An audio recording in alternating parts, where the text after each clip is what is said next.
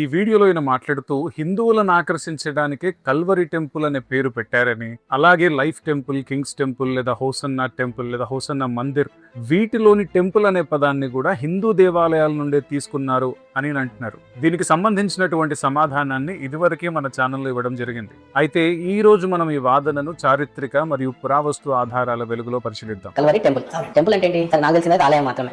Calvary church అని ఉండాలి. అంతే. ఇస్కాన్ టెంపుల్ అనే పదం ఉంది చూసారా, దానికి సూట్ అయ్యే విధంగా కల్వరి టెంపుల్ అని పెట్టారు. ఫస్ట్ పాయింట్ ఏంటంటే, ప్రాచీన కట్టడాలు, సంస్కృతి ఎప్పుడైతే భావోద్వేగాలతో కలుస్తాయో వాస్తవాలు తారుమారైపోతాయి. అందుకే ఆర్కియాలజీ, ఆర్కిటెక్చర్ అలాగే లింగ్విస్టిక్స్ ఏం చెప్తున్నాయో చూడాలి. వేద సంస్కృతికి సుమారు 3500 సంవత్సరాల చరిత్ర ఉన్నప్పటికీ మనం ఈ రోజు చూస్తున్నటువంటి stand alone stone Hindu temples అనేటువంటివి అంత ప్రాచీనమైనవి కావు. వేద కాలంలో అంటే క్రీస్తు పూర్వం 1500 నుండి 500 సంవత్సరాల కాలంలో ఆరాధన అనేది ప్రధానంగా యజ్ఞాల చుట్టూనే సాగేది. యజ్ఞాల కోసం ఇటుకతో, చెక్కతో తాత్కాలికమైనటువంటి యజ్ఞ వేదికలను నిర్మించేవారు.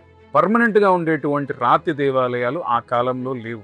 అయితే దీని అర్థము ఆ టైంలో ఆరాధన అసలే లేదని కాదు. ప్రకృతి ఆరాధన, అలాగే స్థానిక దేవతల పూజ, తర్వాత కాలంలో శాక్త సాంప్రదాయానికి సంబంధించిన కొన్ని ఆరాధనా స్థలాలు ఉండేవి.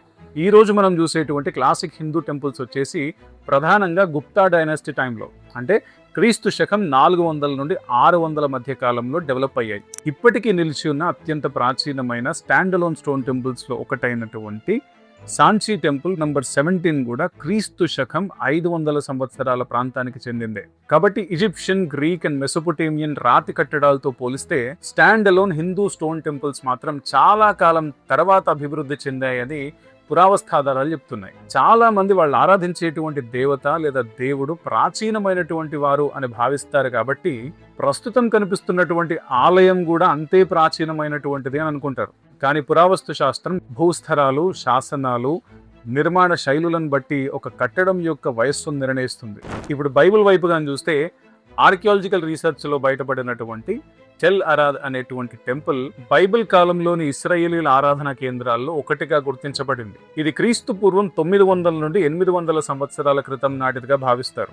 ఆ తర్వాత యూదా రాజులైనటువంటి హిజ్కియా లేదా యోషియా కాలంలో వాళ్ళు చేపట్టినటువంటి రిఫర్మేషన్ యాక్టివిటీస్ లో భాగంగా ఈ ఆలయాన్ని ఆరాధనా స్థలంగా వాడడం నిలిపివేయబడింది అని పురావస్తు మరియు చారిత్రక ఆధారాలు చెప్తున్నాయి. కాబట్టి టెంపుల్ అనే పదం పైన ఏ ఒక్క మతానికి కూడా పేటెంట్ రైట్ లేదు.